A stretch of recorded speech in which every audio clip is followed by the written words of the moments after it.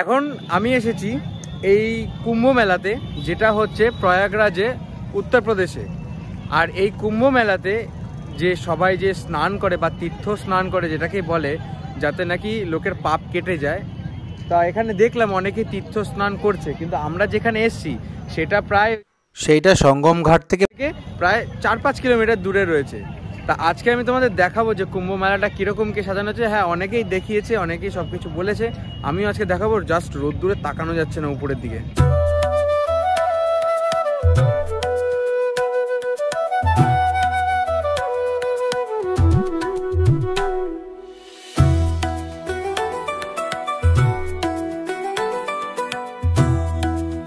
পুরো বালি বালি হয়ে গেছে, পুরো মাথায় বালি, সব জায়গায় বালি। আজকে যে কুম্ভ মেলায় এসছি, সত্যি দেখে তো খুব ভালো লাগছে। আর আজকে কুম্ভ মেলায় কিন্তু এখানে স্নান করব, দেখি নিজে কতটা পাপ করেছি, কি ব্যাপার সবই জানি ধুয়ে যায়। এই সাইডটা যখন আমি ঘুরে যাচ্ছি তখন আর কিন্তু লাগছে না।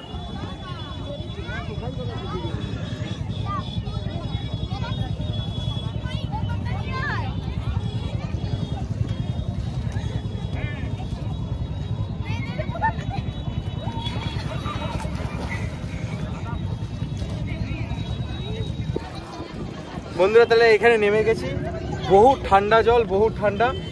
বোনও নেমেছে, এখানে ডুবকি মারবো, বহু ঠান্ডা জল।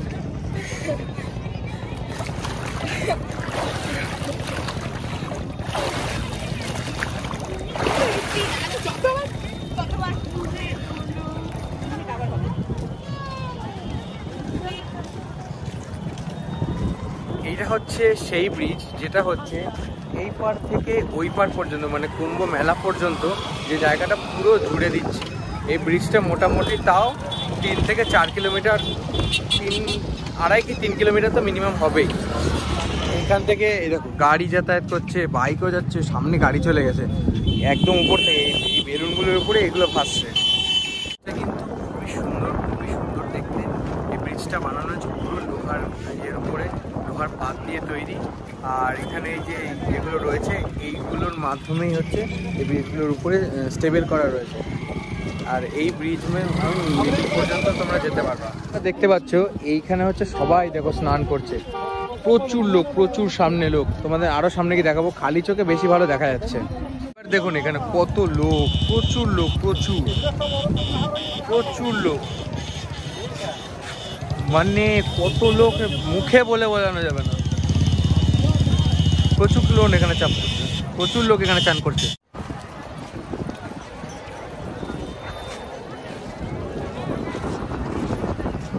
অনেকটা ওই পুরী কি দীঘা বিচের মতনই লাগছে।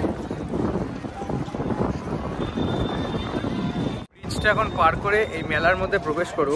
সামনে তাকানো যাচ্ছে না, এত রোদ। মেলায় প্রবেশ করি, তোমাদেরকে সব দেখাবো।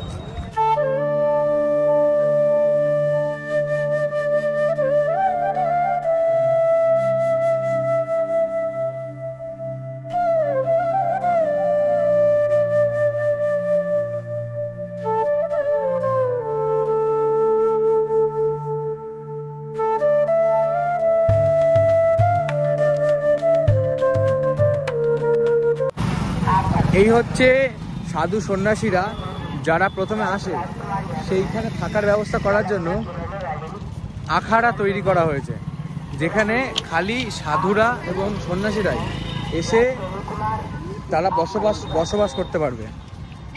কিন্তু অনেক বড় মেলা, মানে বিশাল বড় মেলা 2025 সালে। এখানে কিছু একটা চলছে, সাধু পুলিশও রয়েছে, অনেকেই রয়েছে মোটামুটি।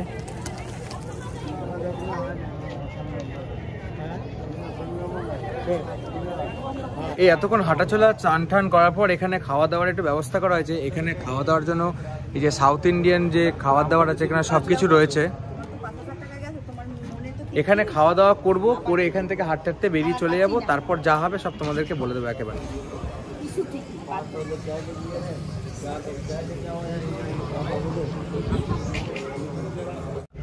তিনটে ভেজ থালি অর্ডার করেছি, যার দাম পড়ছে প্রত্যেকটা 100 টাকা করে। কী কী আছে সেগুলো তোমাদেরকে একটু বলে দিই।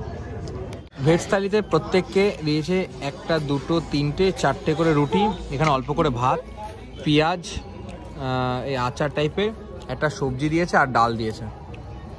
দেখি খেয়ে কেমন হয়েছে। দেখি রুটি থেকে সবজিটা খেয়ে দেখি।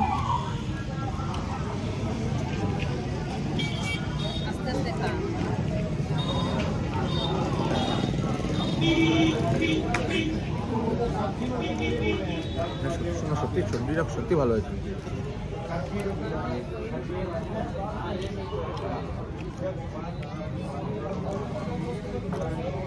বন্ধ করি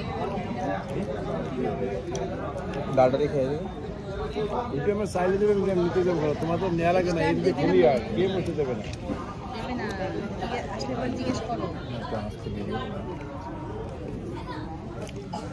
রুটি দিয়ে ট্রাই করলাম, এবার একটু ভাত দিয়ে ট্রাই করলাম। ডালটা কিন্তু বেশ ঘন, ভালো। রাইসগুলো কিন্তু মাখা মাখা থাকে, রাইসে ফোকাস করে।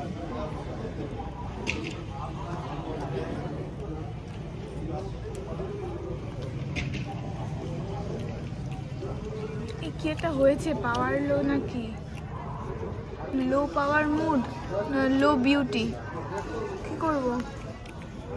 হয়ে গেছে, দুটো পেঁঙা মেরে দিয়েছিস। সবজি হবে, সবজি মিলে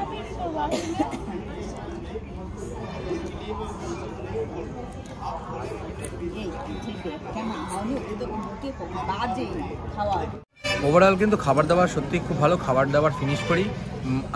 এখানে বোনও একটা থালি নিয়েছে, কিন্তু বোন বলছে এই থালি খাবে না, বোন একটু টেস্ট করছে, এটা মা খাবে। আর ওইখান থেকে একটা ও ম্যাগি আনবে বলেছে, ম্যাগি খাবে। দেখি ম্যাগিটা আমি একবার টেস্ট করে দেখবো।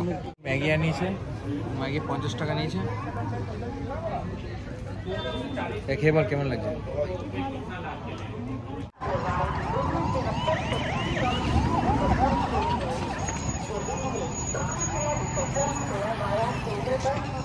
আমাদের এই কুম্ভ মেলা দর্শন আজকের এই ভিডিওটা এই পর্যন্তই সমাপ্ত হলো। দেখা হচ্ছে আপনার সাথে একটা নতুন ভিডিও নিয়ে। ততদিন ভালো থাকবেন, খুশি থাকবেন।